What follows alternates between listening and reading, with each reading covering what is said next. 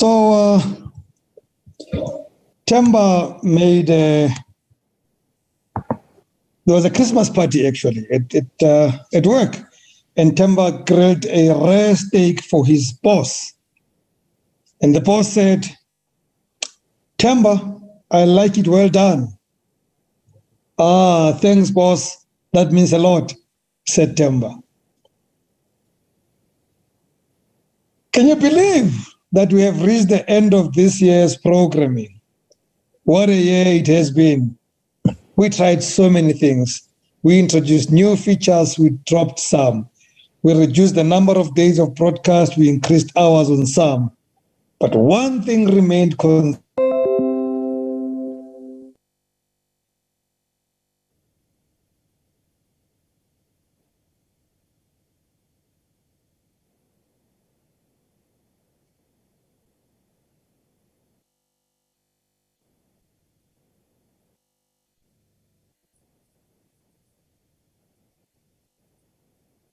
I think it's frozen.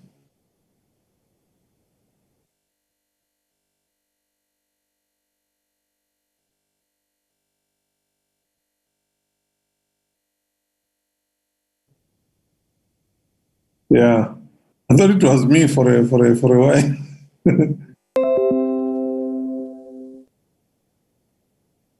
Yeah, we've lost him totally.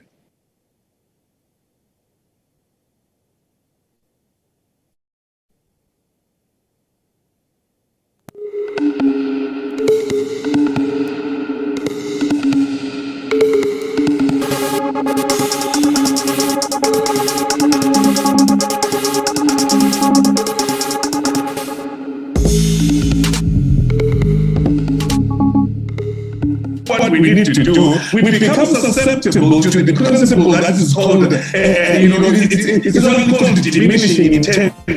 Diminishing intent says the longer you wait to do something you should do now, the greater the odds that you will never actually do it.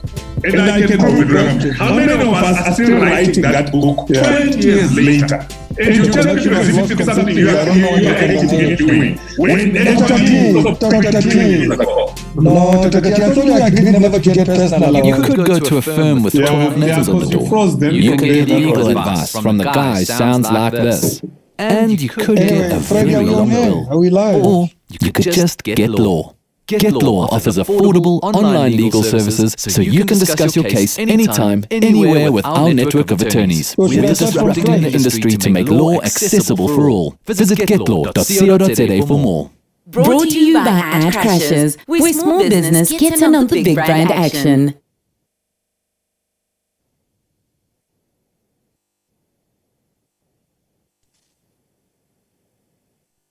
Apologies, folks. It had to happen on the very last day that we had a network interruption. However, we are live again. And thank you so much for joining us. So I was saying thank you to those of you who sent us the questions, and apologies to those who could not get through. Apparently, there was something wrong with our server. We just noticed today. But we already have some good questions, and I'm sure it's going to be fun. We are live on Facebook and YouTube as Talk with Rams Live. On Instagram, well, you're going to see me on Instagram. You can hear Dr. T, but you can't see him. We do that deliberately. We want you to subscribe to YouTube so that you see Dr. T on YouTube. That's where the show happens. So go to YouTube, subscribe to Talk with Rams Live, and watch this show live. You can also reach us on WhatsApp via voice note 0672718239. Only voice notes. And you can still participate by sending your questions and posting them to Facebook. On the page as we speak, we'll see them and we'll post them to Dr. T. On that note, Dr. Thando Sibanda, good evening, my dear brother. Good evening, Brother Rams. How are you doing, man? I'm dark and lovely. Thank you, Dr. T. How are you? I am very excited, man. Sad that is the end of the year on one side. Excited to be taking a bit of a rest. But yeah, we've had some good times on this show, man. We need to refresh, Dr. T. Absolutely. And as some social media sage said a few months ago, rest, Baba, rest. So, Dr. T, I'm going to ask the first question before we go to other people's questions. Right. do you think that we have been on a good innings as Talk with Rams Live, specifically this feature with you? Right. Do I think that we've been on a good innings? Do you think that we've been providing good programming, and that we should continue with this programming, specifically the one with you, Dr. T? Well, that's a very good question. I think the concept of value needs to be determined by the recipients of value, because the protagonists of value will naturally feel that they've done a good job, and I think that we have had some fantastic programs, and we've really laid out some great content. I'm sure there are times when we finish the show and we're like, yeah, no, we really laid it out there. I feel we gave the people value. I think certainly on my part, I always take time to prepare. I always take time to really impart something of value and not waste people's time. So yeah, I think we have given value. But it would be great to hear what the feedback is out there, because at the end of the day, your own perception of yourself is not necessarily how you are being perceived out there. But from where I sit, I think we have justified the program time. I think so too, Dr. T. I think that for me, most importantly, we've been consistent. We've been consistent even when we could have perceived not enthusiastic response. We went enthusiastically into the program. You prepared well. We went on. We really gave it our all. And for me, that's always my comfort. As you know, I play golf. And I always say to a lot of people, when I have played a good shot, I don't worry about the result. Because I believe that what was most important is everything that I put in the shot, the mechanics, the patience, the time, and everything else. Sometimes I have no control over the result. So I think that we have done that. Oh, absolutely. I'm 100% with you there. And I think when you do a good job, your own internal conviction is something you can be sure about. It's something you can rely on, especially when you've given value. You sleep better at night. When your head hits the pillow, I did a good job, whether people appreciated it or not, but I did a good job. And I think really for this particular program, and certainly where I am involved, there is not one evening for the whole year that I've gone to bed thinking, okay, what was that all about? I've always slept with a very clean conscience, and I know that quite a lot of the people appreciate the work that we do as well. Okay, now let's get down to the questions that have been sent to us, Dr. T. And again, folks, please send more questions. If you're watching us on Facebook, write down in the comment section, send more questions. We'll ask them if we find time. We already have about 6-7 questions, and I'll have follow-ups on those questions. So I'm not sure whether we have enough time. So please send them quickly. We're going to start with somebody that I honestly believe, if I had something to give, I would give to them, because I truly believe she is the number one fan of the show. Khomotso Majila has been very consistent with us. She's supported us, she's participated, and she sent 3 questions. But I'm going to ask one and I ask other questions, and then come back to some of her questions and stuff like that. I'm going to start with the first one because I love it. She says, what could be the leading factor for self-doubt? Truth is, most people believe so much in me. They see so much potential in me, but somehow I find myself stuck or even over-planning and procrastinating. So, what causes self-doubt, Dr. T? Why is it that people believe in me, but I don't believe in myself? I don't prove them right. Well, Well, Rams, that's a very good question, and I'd like to say to Khomutso, that's a really, really great question. What could be the leading factor for self-doubt? And I think there is always that what I call that tension, that internal tension, again, in the issue of self-perception versus the issue of others' perception. You know, a lot of times, remember, we have what I call the self-schemas. The self-schemas is just the main composition of self and how you see yourself vis-a-vis how others see you. And I think when it comes to self-doubt, you know, I always give out these statistics, Rams, that science will tell us that we speak something between 145 to 160 words per minute, but we think 6 to 7 times faster. So you'll find that you are thinking up to 700 thoughts per minute. That's nearly 1 million thoughts in a specific day, you know, that just come through your mind, whether you act on them or not. And they say up to 80% of these thoughts at times are negative, are self-sabotaging.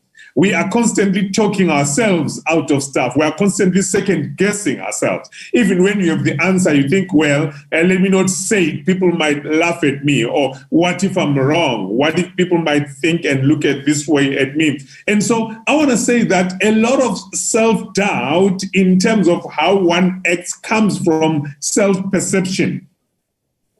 I would say to the person that asked the question, it's very important that you start to cultivate this thing called self-efficacy. There are certain things that you know that you know. You've got to be confident in what you know. And remember, because success and excellence is transferable, find specific things that you know where you don't doubt yourself and build confidence around those things where you don't doubt yourself. And if you can build confidence around that, you will then start to transfer that confidence to other areas of your life. And so believe in yourself. And I know a lot of times self-doubt has a lot to do with our past, maybe how we were raised, you know, maybe one may have been talked down to, or one may have been ridiculed a lot, you know, or one may have been laughed at a lot by friends, peer pressure, parents. So our environment really has a lot to do with who we become as we grow up in terms of our self-schema. But if you can find places and find things that you are so confident in, start building your confidence from there. Even if you are a master of one and not a jack of all, that one will start to develop into other areas of competency, you know, and you start to believe in yourself all the more. So you do more, Dr. T, of what you do well, so that then it's easier to approach those things that are slightly difficult once you've mastered the ones that you do well. Man, you sound like the coach. Yeah, you are the coach tonight. You do more of what you do well. That's what it is, my brother. That's what it is. Find an area of competence, build on it. Sooner or later, that confidence will spill out to other areas. Well, you know, I spend a lot of time with the coach. So when I spill these words, it's because I spend my time with Dr. T. So I'm starting to sound like the coach. I'm happy about that. It means I'm listening. These 2 ears are listening. No, it's powerful stuff. Powerful stuff, my brother. The next question comes from Lerato. She says, I've observed over time that once you identify what you want to do, finding mentors is not easy. People like the title idea of having mentees, but rarely follow through. What do you do to fill that gap? Wow, that's a very powerful question. That's a very powerful question because it comes back to the concept of mentoring and being mentored. And Lerato is right. I mean, a lot of people love the idea and the concept of saying, well, I'm mentoring, so but they rarely make the time. Remember, mentoring, the actual word for mentoring is an active word. It's not a conceptual word. It's not an ideology. No, it's actually an active word. It's like love. Love, we say love is a verb. It's a doing word. So is mentoring. Anybody who professes to be a mentor is because they are actively involved. They are able to make the commitment and make the time that can be dedicated to actually seeing the other person develop. Now, a lot of times when you find that there is a gap there, I always say that someone must be able to build a hedge, a hedge of protection around you. Say, for example, you want someone to mentor you in leadership. This person is a great leader, but if they are not available, you bridge the gap by gathering resources that speak to that in your life.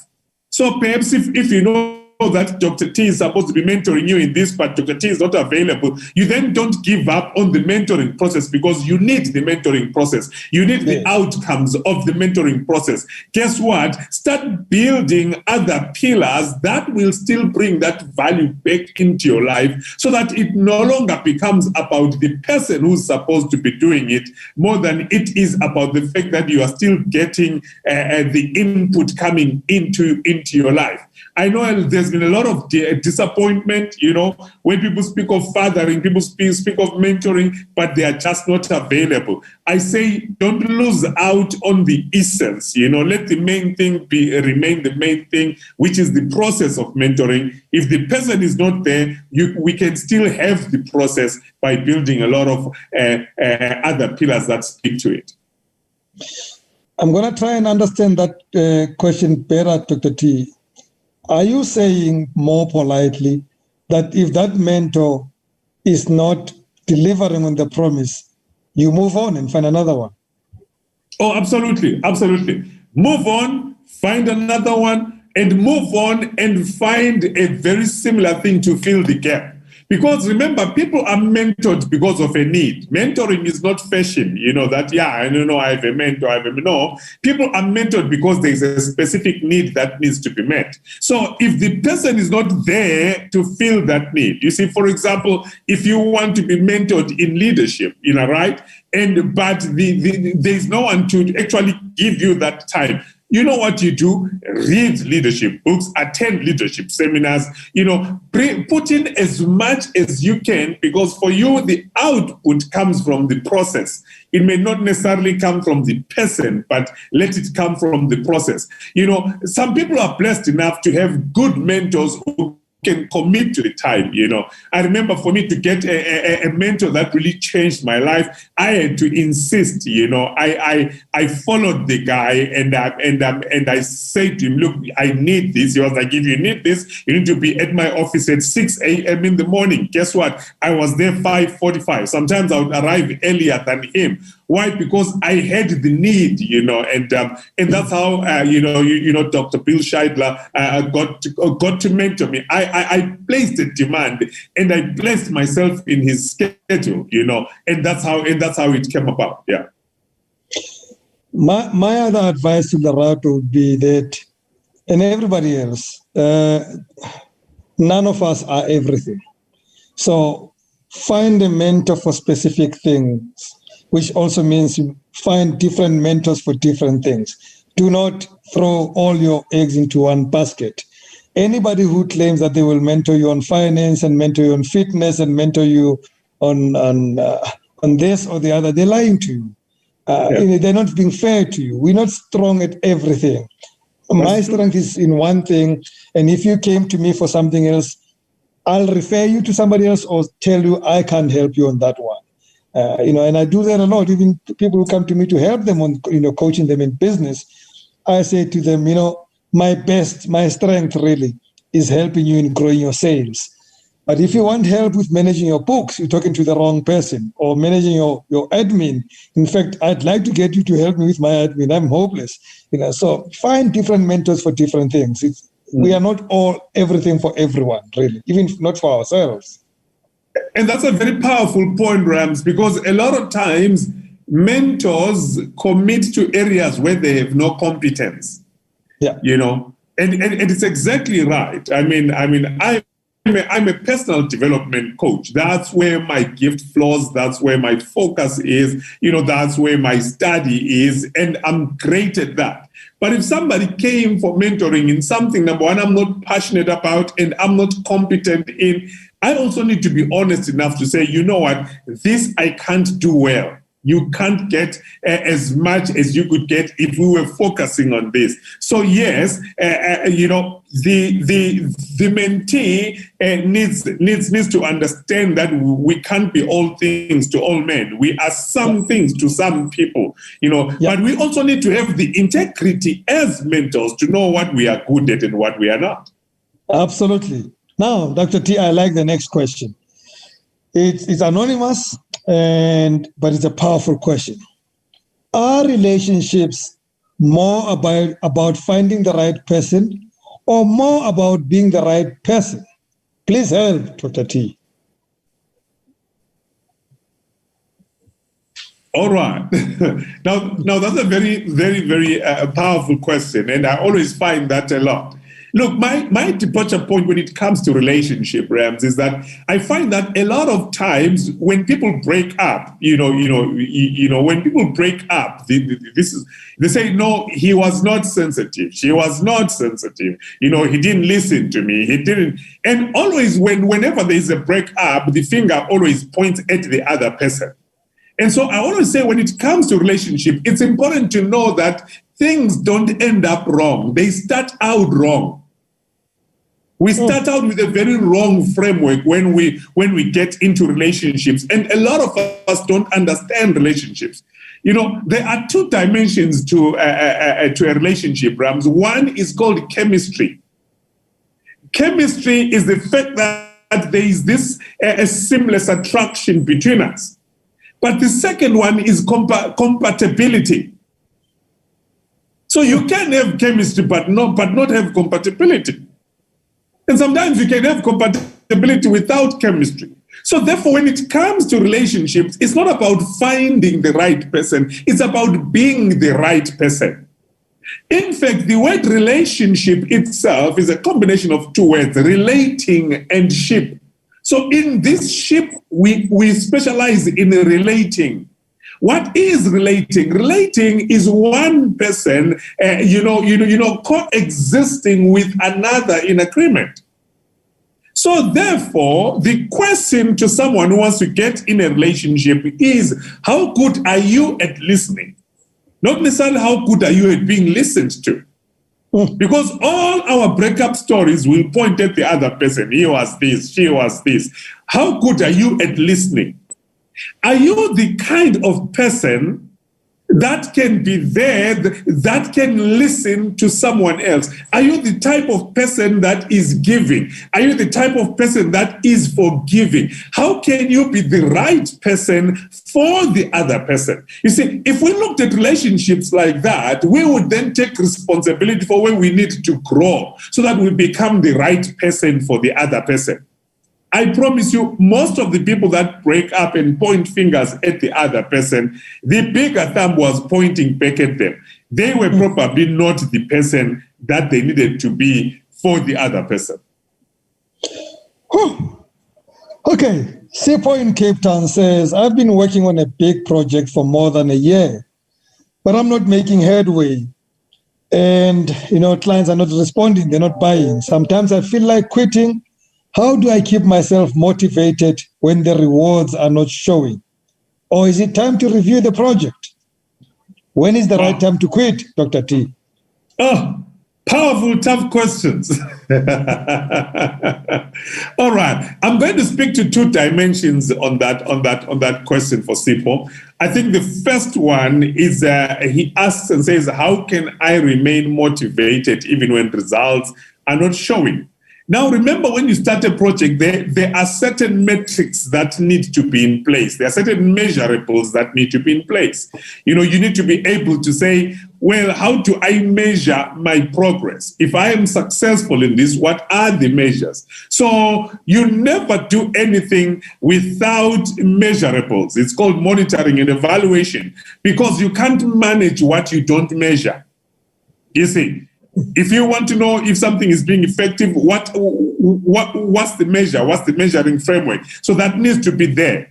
But now, if you are doing everything right, in terms of your frameworks, in terms of your inputs are correct.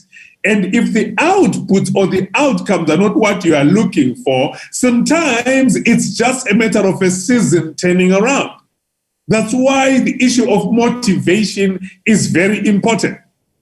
But it's not just motivation in a vacuum. It's motivation knowing that the metrics are saying what we are doing is correct.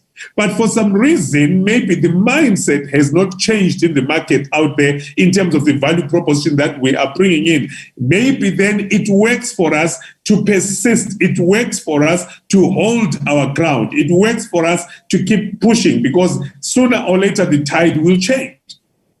So in that space, you need a lot of self-belief. Because you need to be your own cheerleader. A lot of times you may find that people will not cheer you on. Why? Because they don't understand your vision. They don't understand your background. They don't understand where you are coming from. But you've got to be your own cheerleader. That's number one, and keep motivated. Secondly, if it's not working out, when is it a good time to quit? How do you know it's a good time to quit? Well, I would say that you know that it's a good time to quit, by the way, when your investment over time exceeds your returns. If all you are doing is pushing, is putting in, is pouring in, and there is no return over time, and I'm talking over a reasonable time, which is measurable, by the way, guess what? It is time to bury the horse. Give the horse a decent burial. Don't resurrect it. Don't flog it. Don't study it. Don't hire consultants for the horse.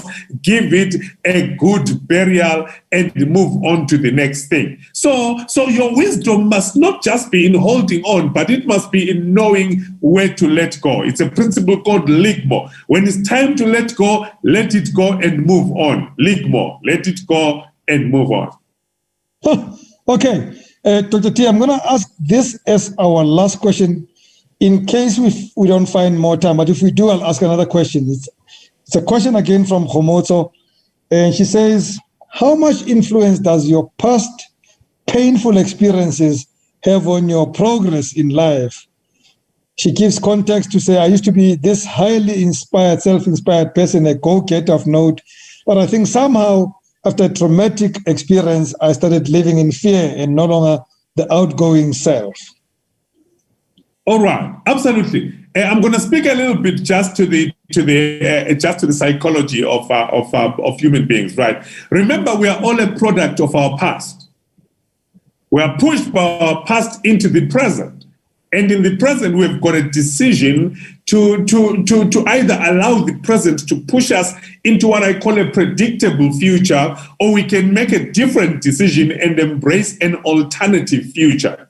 Now, when you understand human behavior and the concept of your neural network, that neurons that fire together, wire together, you find that you always become more of who you are becoming. So if you are a fearful person, you become more fearful. If you are a self-doubting person, you become more self-doubting, unless you interrupt that. And through neuroplasticity, you start cultivating new behavior. Whether they are mindset behaviors or their action behaviors is the same. But here is the challenge. Human beings function on the principle of anchors. So a lot of things are developed in our lives through anchor. For example, when a child misbehaves and you spank them, the pain becomes an anchor where every time they want to do something, the mind goes back to that anchor and it recreates the experience of pain that was associated with the crossing of that boundary. And that serves as a deterrent, because naturally we want to avoid pain and we gravitate towards pleasure. It's a basic human default. Now, the challenge with things like fear and things like painful past experiences that make us doubt ourselves is that they can become negative anchors. And remember, anchors have got triggers, whereby wherever that trigger goes off, your default goes back to that negative experience. And so one thing that someone needs to do in that case, there's something that we call timeline healing in coaching, where you actually go back into your subconscious mind through neuro-linguistic programming. You go back in your subconscious mind to that place of pain or to that place of a negative experience, and you allow yourself to learn what you needed to learn out of it, and then to actually resolve that. When you resolve that, then your subconscious mind stops bringing it back and making it an anchor in your life and making it a frame of reference.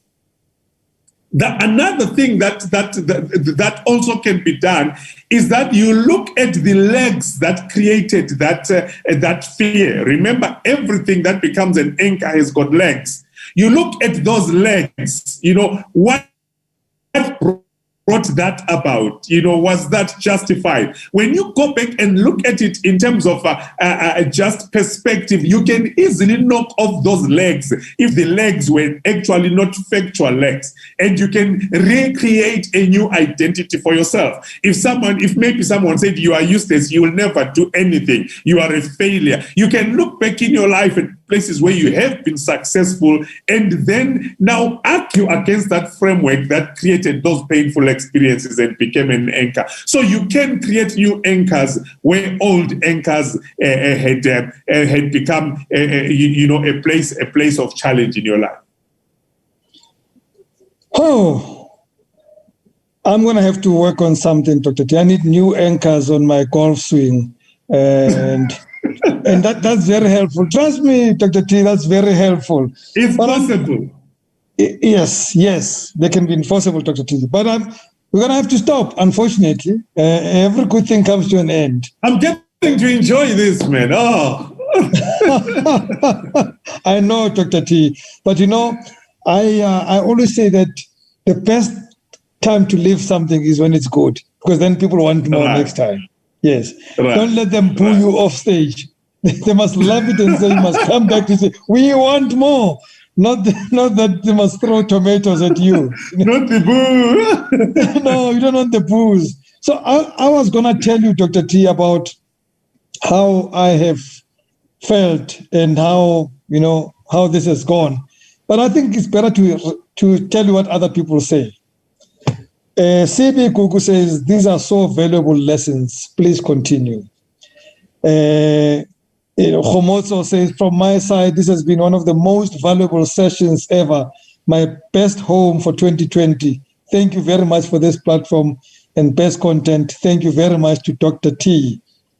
And there was another one as I try to refresh. But in short, Dr. T, from me and on behalf of everybody else, I'd like to thank you for being part of this family. And I know that we have just begun. We've only just begun.